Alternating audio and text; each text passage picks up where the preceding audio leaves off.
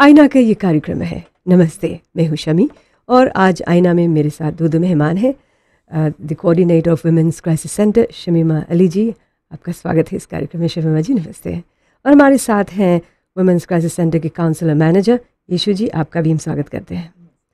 शमीमा जी, अभी जब हम लोग फेस्टिव सीज़न की ओर गुजर रहे हैं और ऐसे में परिवारों का इकट्ठा होना, एक साथ में सेलिब्रेशंस का मूड ज़्यादा होता है, जहाँ पर महिलाओं पर इसका ज़्यादा भार होता है, खाना पीना वगैरह वगैरह, जिसकी वजह डोमेस्टिक वायलेंस भी होता है। लेकिन आज हमारा एक ख़ास टॉपिक है डोमेस्टिक वायलेंस।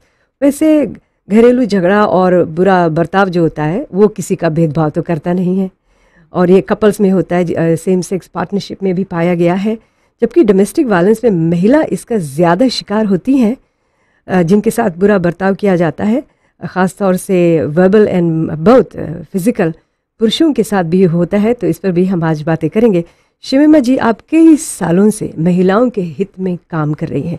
उस समय जब मैं छोटी थी और सुनती थी कि आप ये सब करें, उस समय मेरे समझ और परे से बाहर था। फिर जैसे जैसे हम लोग मैच्योर होते गए, जैसे जैसे मेरी समझ में बहुत कुछ आता गया, then I started appreciating you कि आप एक महिला खड़ी हुई हैं अन्य महिलाओं के लिए जो बिल्कुल बेसहारा हो जाती हैं। तो अभी तक बहुत अच्छा काम कर रही हैं आप और वुमेन्स क्राइसिस सेंटर में जितने लोग हैं। तो इतने सालों तक आप वायलेंस अगेंस्ट वुमेन पर काम कर रही हैं। अभी तक इस अभियान में आप कितना सफल हुई हैं? 30 years, इस साल हमारा 30th ईयर है क्राइसिस सेंटर के, और मैं वहाँ 29 ईयर्स से हूँ। तो हमने जब इसके शुरुआत हमने किया था तो बिल्कुल कोई इसके विषय में बात नहीं करना चाहता था। महिलाएं घुट घुट कर घर पर चुपचाप सहते थे जो भी अत्याचार उनके ऊपर होता था। लेकिन अब हम देखते हैं अगर सक्सेस रेट, ये जो डोमेस्टिक वायलेंस है, जो घर में हिंसा, जो घर में अत्याचार महिलाओं के ऊपर होता है, ये बहुत इनग्रेन्ड है, यानी कि नस नस में बस गया है। और बिकॉज इतने सालों से, डेकेड से किसी ने इसके खिलाफ आवाज़ नहीं उठाया या कहा कि ये रॉन्ग है, इतना हाई रेट्स ऑफ एक्सेप्टेंस था कि ये इट्स क्वाइट इनग्रेन्ड। तो इसको हटाना एक काफ़ी मुश्किल बात है। मतलब कि हम लोग जो हिंदुस्तानी कौम के लोग हैं, कि ये हमारी ज़िंदगी का एक हिस्सा है और इसको हम लोग बस पालते चले गए, जो एक गुनाह है, है ना? और जब कभी किसी महिला को पिटाई होती थी घर पर, तो और वो कंप्लेन करती थी तो कहा जाता था this is part of marriage ना। तो और हम और जो ज़्यादा उम्र के महिलाएं थे वे कहते थे कि हम इतना दिन सह लिया है, अब तुम भी सहो ना, and things like that. It's a lot in women's life ना, दैट्स इट। लेकिन अब हम देखते हैं अगर हम सक्सेस, हम ऐसे नहीं कह सकते हैं कि we've gotten rid of it ना, वो तो जनरेशन आफ्टर जनरेशन, ये जनरेशन नहीं, नेक्स्ट 3 जनरेशन नहीं खत्म होने पाएगी ना। But what is important is कि इसके विषय में अब चर्चा फैल गया है दुनिया भर में, फिजी भर में, and everyone, it's on everyone's agenda, government के एजेंडा पे, डोनर एजेंसीज के एजेंडा पे है, अदर ऑर्गेनाइजेशंस जो रिलीजियस ग्रुप्स वगैरह है उनके ना, वे सब कुछ ना कुछ कर रहे हैं जी। तो that awareness is there, people realise कर रहे हैं कि कितनी बुरी बात है। आपने कहा है कि रिलीजियस ग्रुप्स, तो हम जब हिंदुस्तानी कौम के अंदर देखते हैं तो मुस्लिम्स हैं, क्रिश्चियंस हैं, हिंदूज़ हैं, सिख है, ईसाई, ये सब है। तो मेरे ख्याल से हर एक मज़हब में ये बताता है कि इस तरह का अत्याचार नहीं करना चाहिए।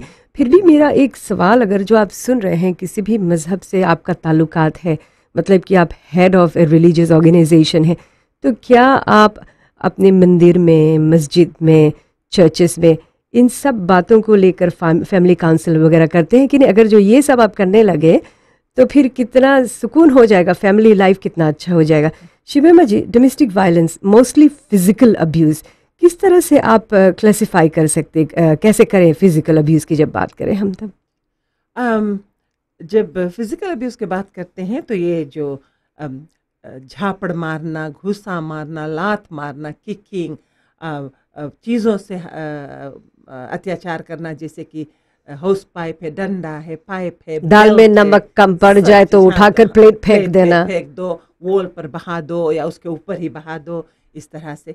तो वेपन्स यूज़ करना और जलाना, महिलाओं को जलाना और छुरी से काटना उन्हें, सिगरेट बट से जलाना, फिर उसमें रेप भी शामिल है, एनल रेप, वेजिनल रेप, सब तरह के रेप विद ऑब्जेक्ट्स। ये है जो पुरुष हमसे सबसे करीब होते हैं, who has promised to love and protect, इनके द्वारा जो perpetrators है ना, उनके द्वारा होता ये है। सब ये कम्पिटिशन सबसे करीब।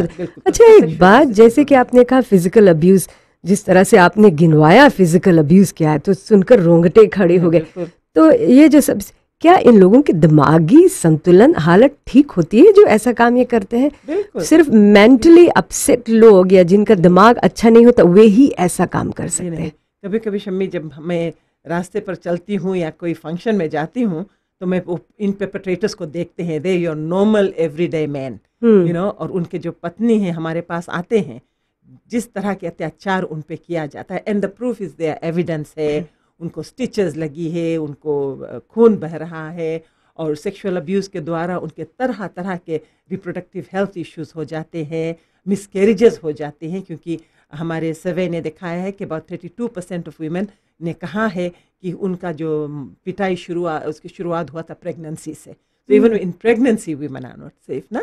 तो तरह तरह की फिजिकल और सेक्सुअल अब्यूज़ है। फिर जब फिजिकल और सेक्सुअल अब्यूज़ होते हैं, सो together with that goes the emotional abuse ना। किसी को इस तरह से अगर कोई ट्रीट करेगा तो emotional abuse is there. But एक और तरह के कंट्रोल होता है, शायद फिजिकल सेक्सुअल अब्यूज़ नहीं होगा, लेकिन हम कहते हैं अंग्रेजी में उसे कोएसिव कंट्रोल, यानी कि एक इशारा से जो कंट्रोलिंग किया जाता है ना। कि जैसे आप देखेंगे महिलाएं हैं, जैसे 3 बजने लगेगी ना, टाइम ऑफ हो गया, अब हमें घर जाना है, दे रियली स्केर्ड के घर जाएगा, अगर थोड़ा देर हो जाए तो क्या होगा। या जब उनके पति उन्हें पिक करने आते हैं, टाइम से पहले आ जाते हैं, फिर जैसे टाइम होता है रेफ करने लगते हैं, इंजन फोन कर करके उनको पूछते हैं कहाँ है, हरेस करते रहते हैं। सो दैट्स, और फिर इकोनॉमिक कंट्रोल जो है ना, तो जो महिला अगर काम करती है बाहर, तो उनसे पैसा ले लेना, टोटल कंट्रोल कि किस तरह से वो पैसा स्पेंड किया जाएगा। प्रॉपर्टी खरीदना, उसको शामिल नहीं करना डिसीजन मेकिंग में। शी डजंट नो कितना पैसा है बैंक में, कौन प्रॉपर्टी, वो These are all abuse. all those are forms इतना of भारी लिस्ट है, और ये सब सहती है एक महिला। जी हाँ, बिल्कुल, इतना कुछ सहकर, सब कुछ सहकर सहती है। अच्छा, ये जो डोमेस्टिक वायलेंस जिस तरह से आपने नाम गिनवाए हैं, एक ब्रेक लेते हैं, फिर उसके बाद मुझे ये बताइएगा कि इनमें से जो आपने क्लासिफाई किया उसमें रिपोर्ट ज़्यादातर किस तरह का वायलेंस का आता है। आईना में ब्रेक के बाद फिर आते हैं।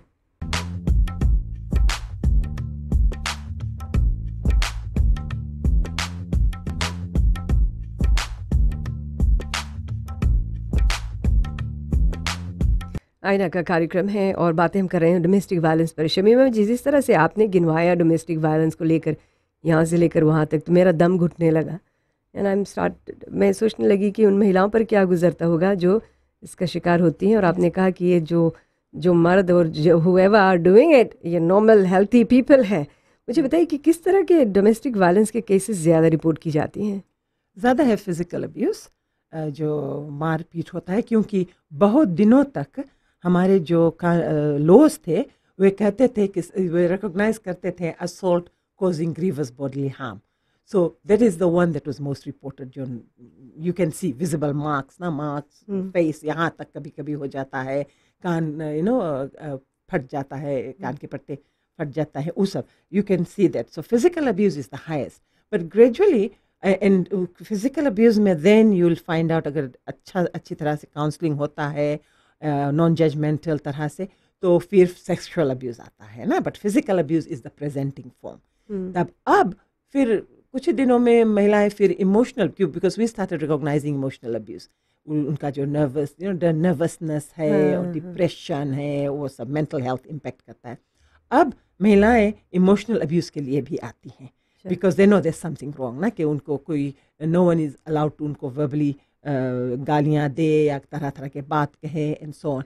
सो अब वे आने लगी, और अब हमारा जो कानून है, जो डोमेस्टिक वायलेंस डिक्री है, वो रिकॉग्नाइज करता है इमोशनल अब्यूज़ भी। तो किस तरह के एविडेंस चाहिए उसके लिए? अगर जो कोई महिला इमोशनली डिस्टर्ब्ड हैं, आती हैं, जैसे अगर जो फिज़िकल हो तो पता चल जाता है, जैसे आपने कहा कि कितना डैमेज हुआ है स्किन में क्या वगैरह, तो अगर जो इमोशनल हो तो किस तरह से उनकी मदद की जाती है, या कोई को अगर जो चार्ज किया महिला ने कहा कि डेफिनेटली अब नहीं कर सकते, नहीं सह सकते आप, तो लो एक बात हो गया है, अब नो फॉल्ट डिवोर्स हो गया है ना। सो पहले अडल्ट्री, फिजिकल वायलेंस, ये सब चीज़ था। अब नो फॉल्ट डिवोर्स अलाउड है हमारे कोर्ट्स में, तो that has made it easier for women you know who have suffered for many many years. But domestic violence में it goes together with the physical and so on and the emotional. But you can make a case for it अगर ना doctors के certificate हो कि उसके mentally कितना disturbed है and things like that, you know, and you have to have it ongoing. ईशू जी, आप women's crisis centre में कई सालों से काम कर रही हैं, आप वहाँ पर काउंसलर हैं, मैनेजर है। जब आप महिलाओं से मिलती हैं तो इसमें ज़्यादातर हिंदुस्तानी महिलाएं होती हैं, किस उम्र की होती हैं, मुझे ज़रा बताइए। शमी जी, हमारे सेंटर में तो दोनों फिजियन महिलाएं, हिंदुस्तानी महिलाएं और आधा जो महिलाएं वो भी आते हैं, तो हमारे हिंदुस्तानी महिलाएं काफ़ी आते हैं। किस तरह का केस होता है? वो ज़्यादातर एक्सटेंडेड फैमिलीज़ में रह रही हैं, उसकी वजह से झगड़ा होता है, या किस वजह से, नासमझी की वजह से, क्या होता है जिस जब आप काउंसलिंग करती हैं? होता है, चाहे वो एक्सटेंडेड फैमिली में हो या पति पत्नी अलग से ही अपने बच्चों के साथ, दोनों में ये होता है। तो आप काउंसलिंग करती हैं? बिल्कुल, जी हाँ। उस समय जब आप काउंसलिंग करती हैं तो आपके चैलेंजेस क्या होते हैं? जी हाँ, जैसे शमीमा जी ने कहा है ना, तो अगर आप काउंसलिंग के और अंदर जाए, एक्सप्लोर करें, तो ये सब हम लोग को पता चलता है। फिजिकल अगर होता है तो बाद में हम लोग को पता चलता है कि सेक्सुअल अब्यूज़ है, फिर इमोशनल अब्यूज़ है, फिर कोहेसिव कंट्रोल, ये सब हम लोग को पता चलता है।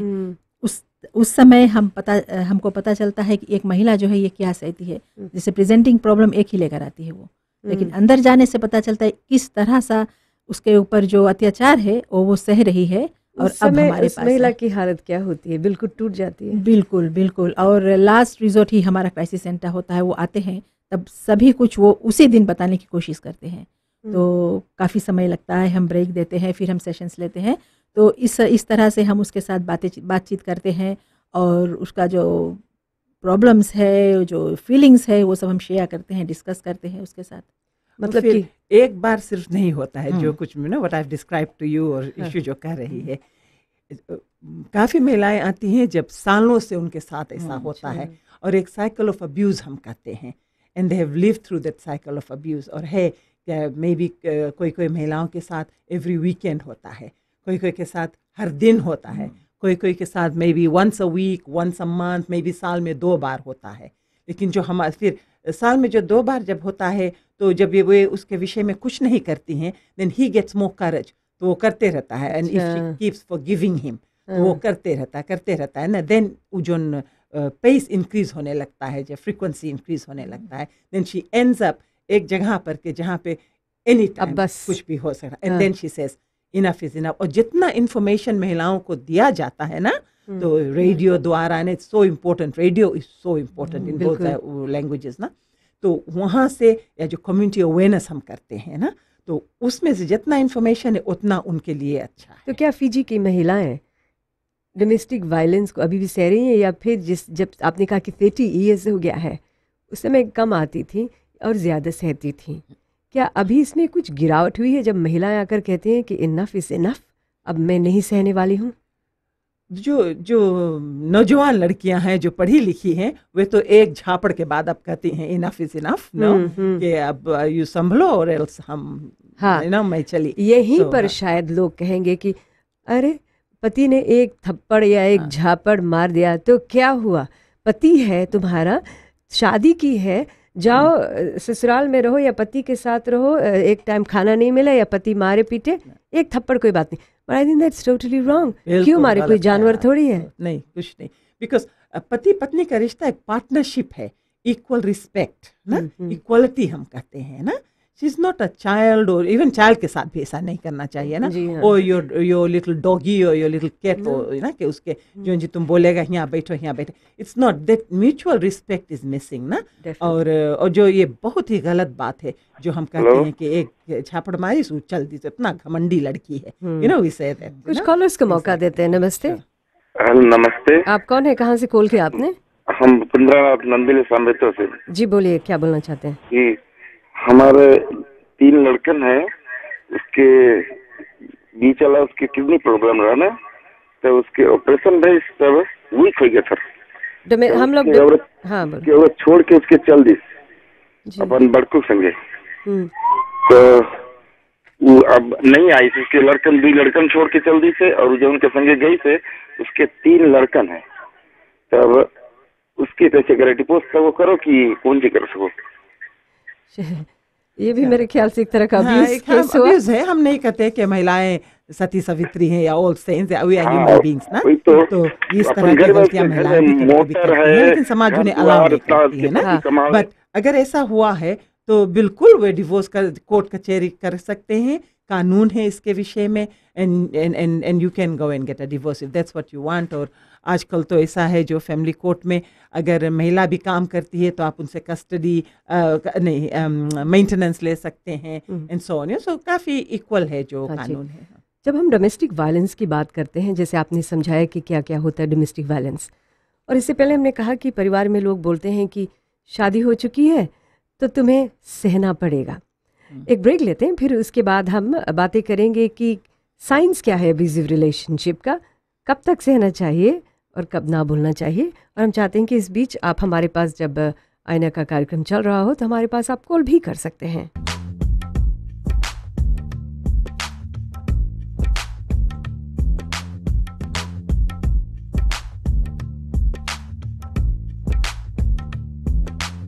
आईना का ये कार्यक्रम है, मैं शमी आपके साथ, मेरे साथ हैं वुमेंस क्राइसिस सेंटर की कोऑर्डिनेटर शमीमा जी और काउंसलर मैनेजर ईशू जी। तो महिलाओं को बताया गया है हमारे समाज में, मुझे नहीं मालूम कि हमारे धर्म के मुताबिक तो मुझे इतना मालूम है कि ये सब नहीं होने चाहिए, लेकिन जब एक लड़की विदा होकर जाती है घर से, अभी भी बोलते हैं ना, मेरे ख्याल से बॉलीवुड का काफ़ी असर होता है, है नहीं होना चाहिए।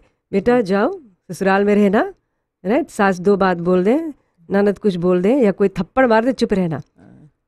पति कुछ भी बोले वहीं पर शादी करके रहना, वापस मत आना, तो बढ़ावा मिल जाता है। बिल्कुल हाँ, राइट। और कोई जगह पे शमी तो कहते हैं कि कुछ भी हो जाए क्राइसिस सेंटर नहीं जाना। कुछ हाँ। शादियों में हमने सुना है, अच्छा? ऐसा भी बताते हैं। हाँ। so, मार कर जाओ, बच्चे देख रहे हैं घर में क्या हो रहा है, लेकिन क्राइसिस सेंटर नहीं जाना।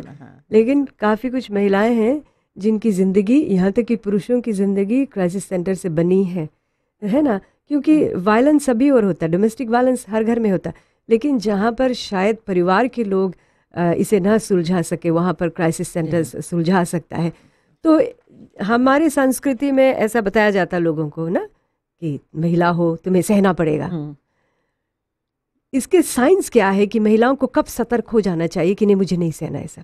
मैं तो जब नौजवान लड़कियों से बात करती हूँ, जब उनके साथ अवेयरनेस वगैरह करती हूँ, मैं उनसे कहती हूँ कि अगर आपके पास कोई बॉयफ्रेंड है, आपकी शादी होने वाला है, as soon as he starts putting control on you, कि जैसे कहने लगता है कि आपके ड्रेस बहुत शॉर्ट है, काहे उसके कहाँ तकता है, वो लड़का तकता रहा है, आँखी तुम्हारा कहाँ जाए है, बार बहुत ऐसे है, स्लीव वाला कपड़ा पहनो, या मारपीट करता हो शादी से पहले। हाँ, और कभी एक झापड़ दिया, उससे जितना दूर और जितना जल्द भाग सको तो भाग, because that's the kind of man who is a controlling type and who will not, and he is the one who most possibly will beat you up. मेरे ख्याल से आपने जो बात अभी कही है बहुत अच्छी नसीहत है, पेरेंट्स को भी ये सुनना चाहिए, क्योंकि कोई माँ बाप नहीं चाहता कि उनकी बच्ची ऐसे लड़के से शादी करे। और अभी छुट्टी है, स्कूल हॉलीडेज भी हैं, तो लड़कियां जो सुन रही हैं उन्हें भी इस बात पर गौर करना चाहिए।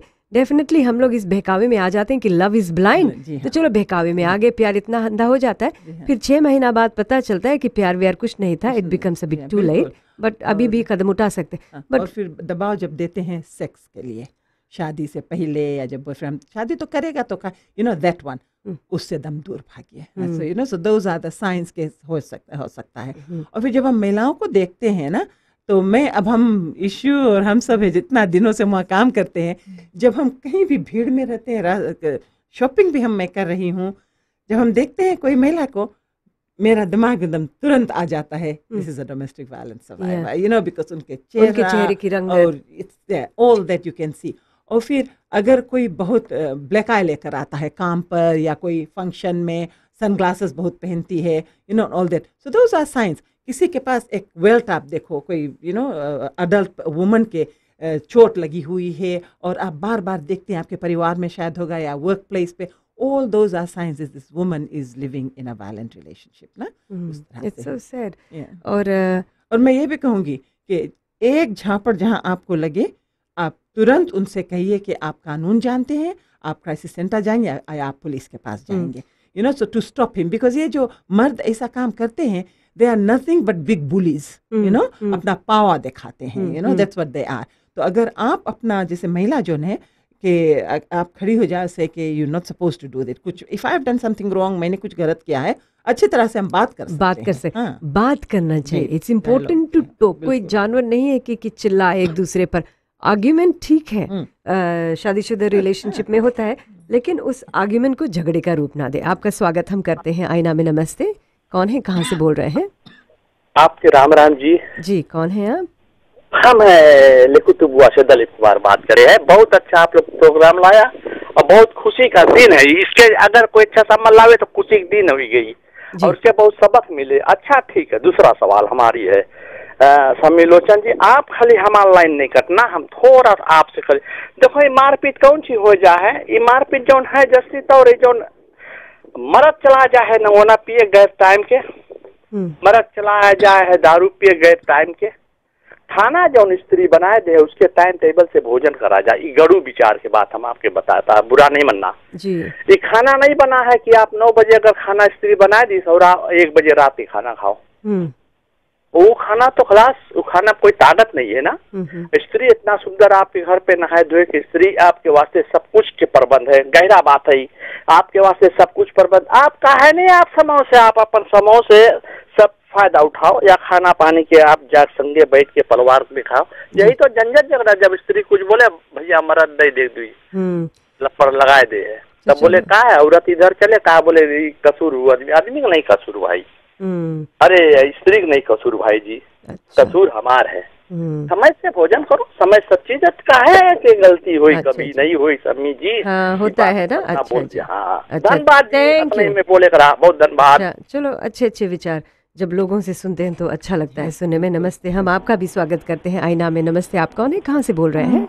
नमस्ते, मैं कांता नसोरी से। हाँ, नसोरी से। कांता जी कैसी हैं आप? ठीक हूँ, बोलिए। इंटरेस्टिंग टॉपिक, बट मैं कुछ शेयर करना चाहती हूँ। जो ट्रेंड अभी है ना अमंग यंग गर्ल्स, तो हम लोग से स्कूल में जो लड़की लोगों से बातें करता है, उन लोगों से भी काउंसलिंग वगैरह एंड इश्यूज अबाउट फैमिलीज ना। तो छुट्टियाँ आती है तो हम पूछते हैं लड़की से, will you go back to your village ना, क्या आप लोग वापस जाएंगे, आइलैंड से आते हैं या इंटीरियर से आते हैं? तो वो लोग no no no no will stay here. क्यों? बोले हम लोग कुछ लड़कियां बोलते हैं कि हम लोग विलेज जाएगा तो वहां से हम लोग निकल नहीं पाएगा।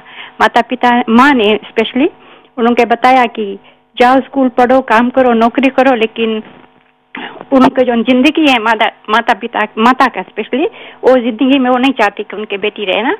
तो ये सब एक ट्रेंड है कि हम लोग सोचता है कि इट्स नॉट विजिबल, बट हम लोग जब बातें करता है तो गर्ल्स लोग के ये थिंकिंग है ना among Ethiopians and also among Indo-Fijian ना, और सभी जाति का। So they are thinking about their lives as future young women. What do you think of domestic violence too? Oh, it should not be. It should not be any option in any family, ना। और हम लोग के औरत लोगों के पास ताकत है कि हम लोग सहता है तो हम लोग उसके सकता चेंज भी करें ना। जो महिलाएं our children, जो महिलाएं डोमेस्टिक वायलेंस में भी है, सह रही हैं, उनसे आप क्या कहना चाहेंगी? Oh, pick yourself up, stand up, and वहाँ पे people है, support organizations है, law है, all they need to hear is your voice. Speak up, stand up, और just get help. क्या आप कुछ ऐसी महिलाओं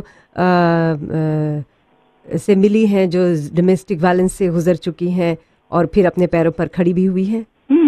Quite a few, because हम लोग के जो रोजाना पीपल लोग शेयर करे, लड़की लोग यंगर और हम लोग के एज के ना, तो वो लोग the road we go through we guide them ना जी, बिकॉज गुजर के फिर वापस देखना, then you have a better picture.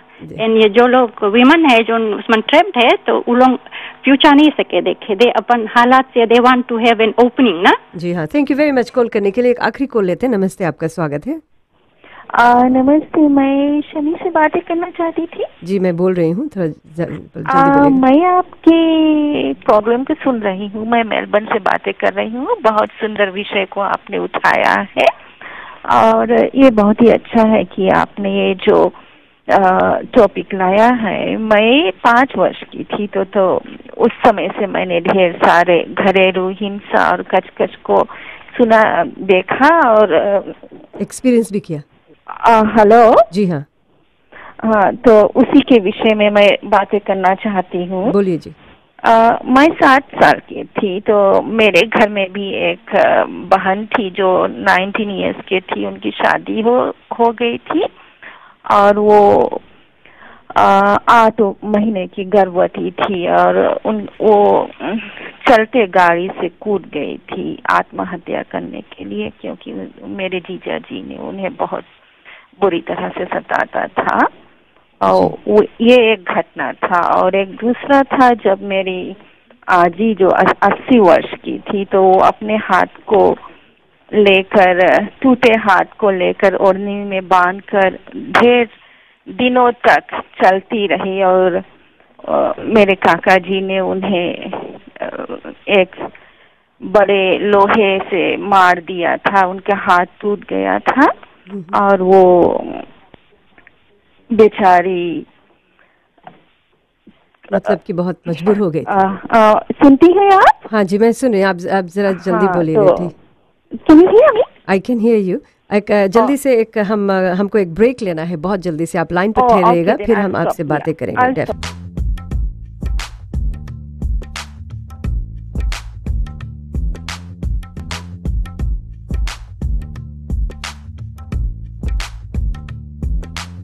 आईना का ये कार्यक्रम है। मेलबर्न से महिला ने कॉल किया था और अफसोस कि हमें उसी समय एक ब्रेक लेना पड़ा। We could only talk to हर।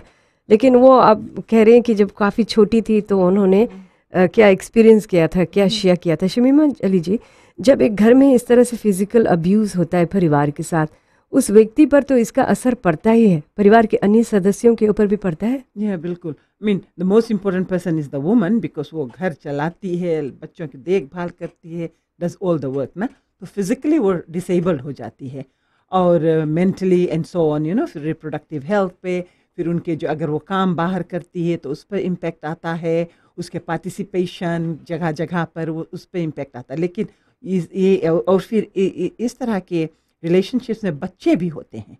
सो बच्चे ये सब देख रहे हैं, ये डर कर रहते हैं, ये स्कूल नहीं जाना चाहते हैं, ड्रॉप आउट्स हो जाते हैं। तो उसके इम्पेक्ट फिर होता है लैक ऑफ एजुकेशन, अनएम्प्लॉयमेंट, ऐसे होता है।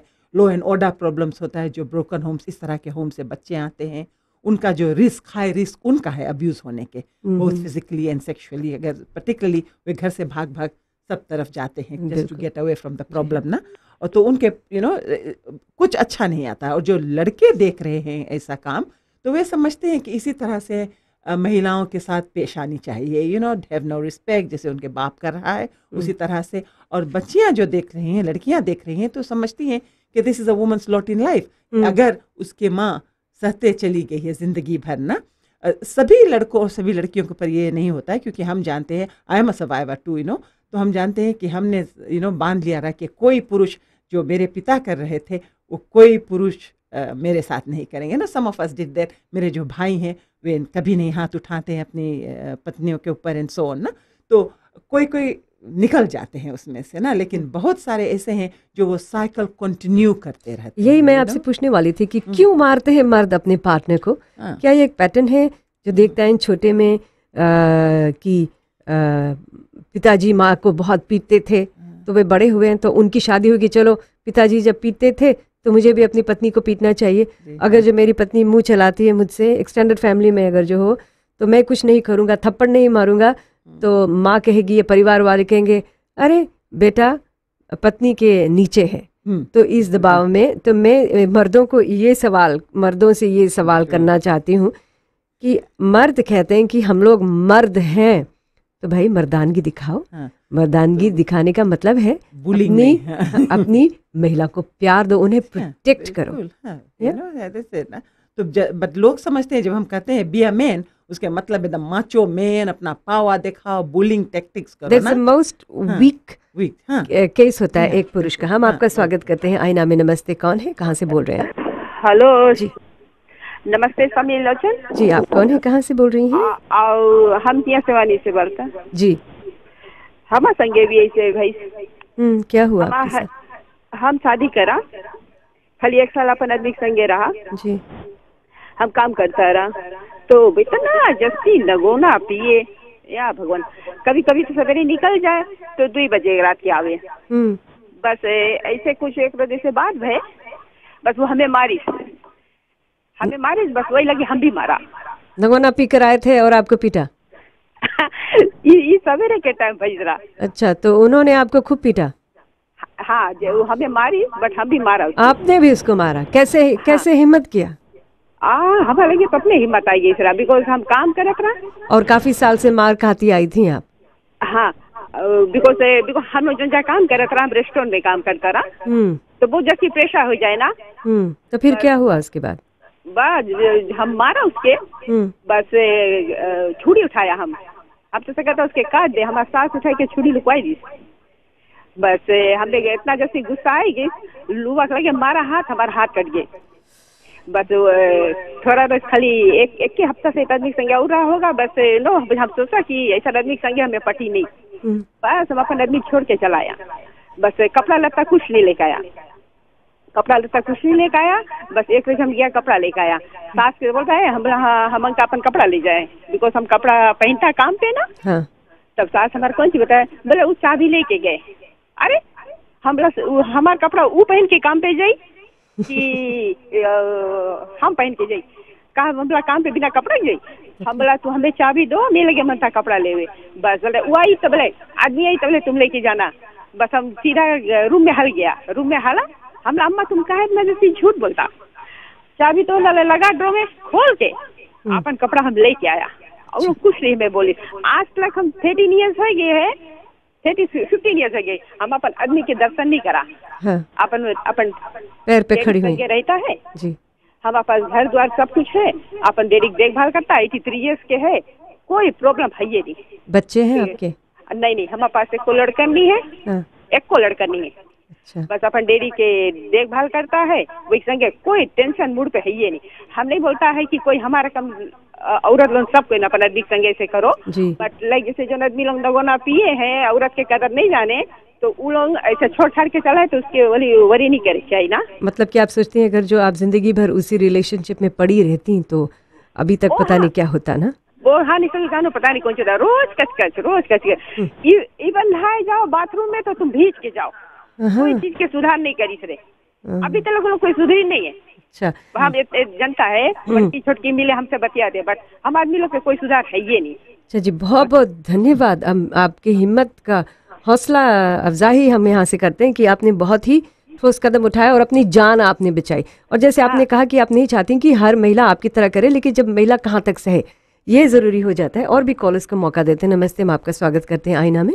समी जी नमस्ते जी, आप कौन बोल रहे हैं? बलवंत सिंह नलावरा से ना जी, बोलिए बलवंत सिंह। हाँ, अच्छा ही तो है। अभी जैसे सुना है ऐसा घटना है कि पति भले नमूना पिए, और अगर पति आवे तो पत्नी अगर रोज बीमार रहे तो पति क्या करी?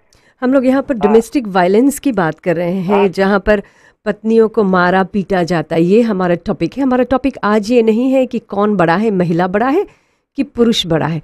हमारा टॉपिक यहाँ पर नहीं है कि राइट्स किसको ज़्यादा मिले, महिला को ज़्यादा मिले या पुरुष को ज़्यादा मिले। हम लोग बात कर रहे हैं डोमेस्टिक वायलेंस की कि क्यों महिलाओं पर हाथ उठाया जाता है, क्योंकि मारना तो किसी को नहीं चाहिए। जिस तरह से और ज़्यादा केसेस आते हैं जहाँ पर महिलाओं पर 90% केसेस में महिलाओं पर ज़्यादा हाथ उठाया जाता है, महिलाएं सह जाती, उसमें से शायद 5 महिलाएं होंगी जो उल्टे जवाब थप्पड़ से देती हैं। और उस समय महिलाएं बेचारी थी, अभी महिलाएं पढ़ी लिखी हैं, तो आज अब वो सहना नहीं चाहती। एक ब्रेक लेते हैं आईना में, फिर उसके बाद इस कार्यक्रम को हम आगे बढ़ाएंगे और आपके कॉल्स को भी लेंगे।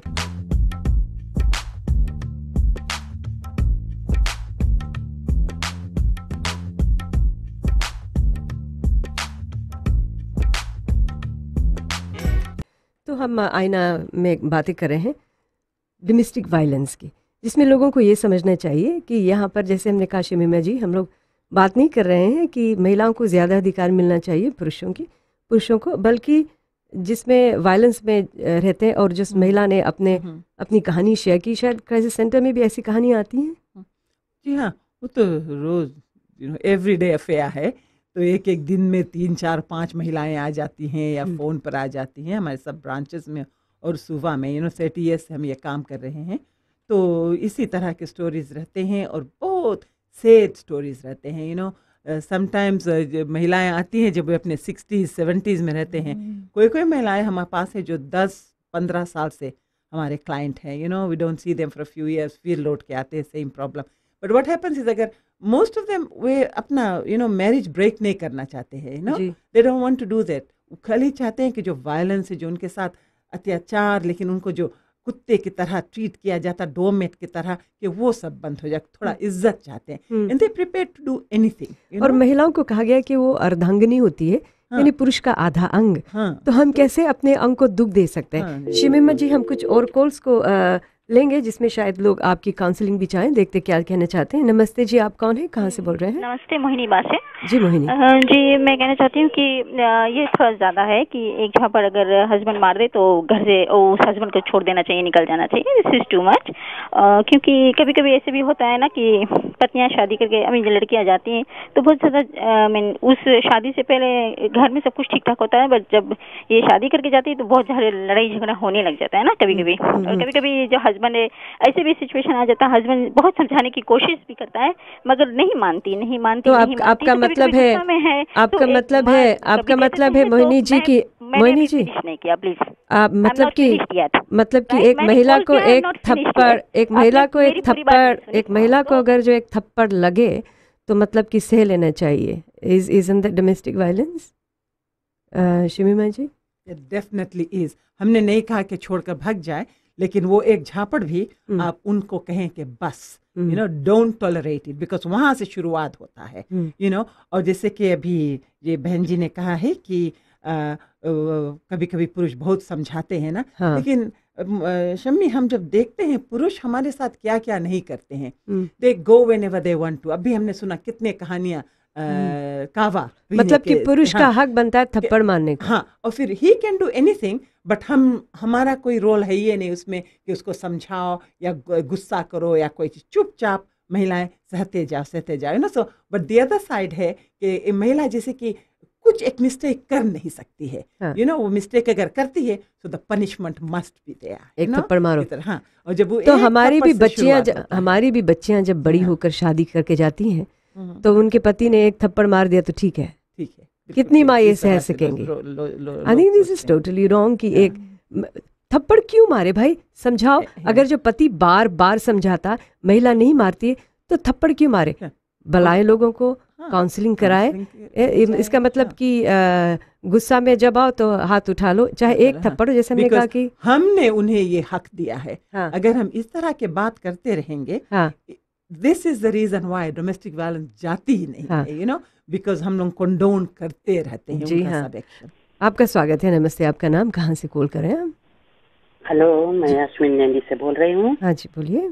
डोमेस्टिक वायलेंस जो होता है ये सिर्फ मारने पीटने की नहीं होता है जी, ये चुपचाप सहने की भी होता है।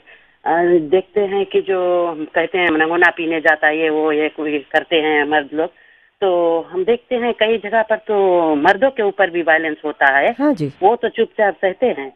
और बच्चों के ऊपर होता है। और मेरे ख्याल से तो जो सीडो हम गवर्नमेंट ने लागू किया है जी, तो वो सीडो के मुताबिक अगर हर घर में वो सीडो लागू हो जाए तो मेरे ख्याल से काफी अच्छा होगा। और जो हम 1325 नेटवर्क में जाते हैं कंसल्टेशन में, तो हमें सिखाया जाता है कि जो महिलाएं हैं उनके ऊपर अत्याचार होता है। तो अगर हमारे घर में जो लड़ाई होने लगे तो हमारे ख्याल से तो हर घर में पाइप के पानी आता है। अगर जब एक चिल्लाने लगे तो दूसरा मुंह में पानी भर ले तो मेरे ख्याल से काफी शांति हो जाएगा। मतलब कि सहना चाहिए, चुपचाप सह लो। जी नहीं, सहने के तो नहीं कहते हैं। अगर जो झगड़ा होने लगे तो अगर एक का पार्टनर चुप हो जाए तो वहाँ से बात कट जाएगा। अच्छा, कब तक चुप रहे? कब तक चुप रहने के तो सवाल नहीं आता है। अगर हम देखते हैं अगर होने लगे तो अगर हम अपने आप में बैठकर समझाने लगे, हम एक्सपेक्ट करते हैं कि जो महिला है वो चुपचाप सहे, कौन चुप रहे इसमें? वही तो कौन, that's the whole thing. But the other thing is also, जैसे कि I really want to pick this one up, Shammi, आपने कहा कि 90%, but 90% नहीं। अगर हम देखेंगे जब वर्ल्ड स्टेटिस्टिक्स और फिजी के और पैसिफिक के statistics, it's about 99.99% of victims are women and the perpetrators are men. हमने आज तक 30 years में एक भी केस हमारे ब्रांचेस में, and we have seen over 20,000 people right in this 30 years ना, उसमें हम लोग एक भी केस नहीं है जहाँ पे जो पुरुष है वो आकर कंप्लेन करता है जिस तरह से औरत कंप्लेन करती है। और अगर पुरुष को मार लगा है तो अगर वो एक साइकिल ऑफ वायलेंस में है इसे, तो हॉस्पिटल रिकॉर्ड शुड शो जिस तरह से महिलाएं वहाँ कोमा में जाती हैं, स्टिचेस के लिए जाती, अपना जो लाइन सुधारने डेंटिस्ट के पास जाती, एक्सरे कराने, सीमेंट लगाने जाती, main should be showing that also, है ना। तो अगर उतना सीरियस है, कोई की नहीं चाहिए किसी को मारने के लिए। और महिलाएं हाँ अपने पति को है मारती हैं और वे हमसे कहती हैं भाई नहीं हम एक धरा तब से थोड़ा चुपचाप है, यू नो लाइक दैट। और बहुत सारी महिलाएं ऐसी हैं जब दम तंग आ जाती हैं तो मार कर भागती हैं, कुछ उठाकर मार कर भाग जाते हैं क्योंकि अगर पकड़ाएंगी तो और मार भी लगेगा। फिर हम देखते हैं जो उनका जो बच्चा जो लड़का होता है जब बड़ा हो जाता है and he stands up to his father, जब you know there is another guy standing up to him saying you can't do this, protect करना। अब देखिए वहां पर एक पुरुष एक बेटा खड़ा होकर पिताजी से बोलता है मत मारो मेरी माँ को, और वहीं पर कुछ महिलाएं वो कहती हैं कि एक थप्पड़ खा लिया तो क्या होता है। मैंने कुछ कहानियां ऐसी भी सुनी, नॉट कहानियां बट रियल स्टोरीज है कि जहाँ पर महिलाओं को पहले तो खूब पीटा जाता है। मेरे साथ चाइल्ड अब्यूज जब आए थे अमितेश जी, उन्होंने बताया कि शमी जी डोमेस्टिक वायलेंस में उन्होंने कुछ ऐसे लोगों से उनकी मुलाकात हुई या आप लोगों की भी हुई गई जहाँ पर महिलाओं को खूब पीटते हैं, फिर उसके बाद they have sex with the wife. Definitely rape often follows physical abuse. इसके भी काफी केसेस आते हैं। जी हाँ बिल्कुल, you know. So hardly physical abuse में हम देखते हैं जो फिजिकल अब्यूज होता है तो फोर्स सेक्स नहीं होता है, यू नो। सो इट सभी केसेस में नहीं है बट मेजॉरिटी ऑफ केसेस में। तो हमारा सर्वे भी इस तरह से देखा। एक ब्रेक लेते हैं, इस विषय को और भी आगे बढ़ाएंगे और आपकी और भी कॉल्स को हम लेंगे। हमारा टॉपिक आज का है डोमेस्टिक वायलेंस। और माफ़ कीजिएगा समय ख़त्म हो गया है हमारा, मैंने रियलाइज़ नहीं किया था कि ये हमारा लास्ट सेगमेंट था, इतने जल्दी समय गया। शमीमा जी मुझे जल्दी से बताइए कि क्या यहाँ पर महिलाएं जो डोमेस्टिक वायलेंस से जाती हैं कुछ हॉटलाइन है, और क्या जब पुलिस के पास जाती हैं इन सब दे ऑल्सो हेल्प, कितना मदद मिलता है? शमी तो एक प्रोग्राम है you know the access to services कितना कम है। हम सकते हैं महिलाओं के कहे कभी बहुत कहीं भी आप जा सकती हैं, कोई ऑर्गेनाइजेशन में, पुलिस में, सो ऑन, बट जिस तरह से उनके साथ पेश आया जाता है दैट्स अनदर क्वेश्चन। इस प्रोग्राम को हम आज यहीं छोड़ते हैं, लेकिन इसे हम आगे भी बढ़ाएंगे क्योंकि हम चाहते हैं कि कुछ लोगों से भी मुलाकात करें, और जब महिलाएं बाहर हेल्प के लिए जाती हैं तो उन्हें क्या हेल्प होता है, कुछ केस स्टडीज़ भी हम लेकर आएंगे। तो हम यूँ कह सकते हैं डोमेस्टिक वायलेंस का एक पार्ट 1 था। जी हाँ, इस प्रोग्राम को हम आगे भी बढ़ाएंगे। शमीमा जी, मैं इतना कहना चाहिए, जो हॉटलाइन है, क्राइसिस सेंटर का जो हॉटलाइन है, कोई ना कोई आंसर करेगा 3313 और हम जो क्रिसमस टाइम आता है, जैसे आपने कहा काफ़ी हाई रेट्स हो जाते हैं इस समय, तो हमारा सभी officers while we go on break counsellors काम पर रहेंगे 9 बजे से 12 बजे तक on the working days till 6 को हम फिर खोलेंगे। और सब फ़ोन नंबर्स आप 3313 रिंग करेंगे और फिर पेपर्स में निकलेंगे जो हमारे सब मोबाइल नंबर से 24 आवर्स जो रहेंगे। Thank you very much Shamima ji और इशू जी इस कार्यक्रम में आने के लिए। याद रहे पत्नी आपकी अर्धांगिनी है, आप दोनों एक दूसरे के लिए बने हैं, एक दूसरे को प्यार करें, हाथ मत उठाएं। आईना में फिर मुलाकात होती है।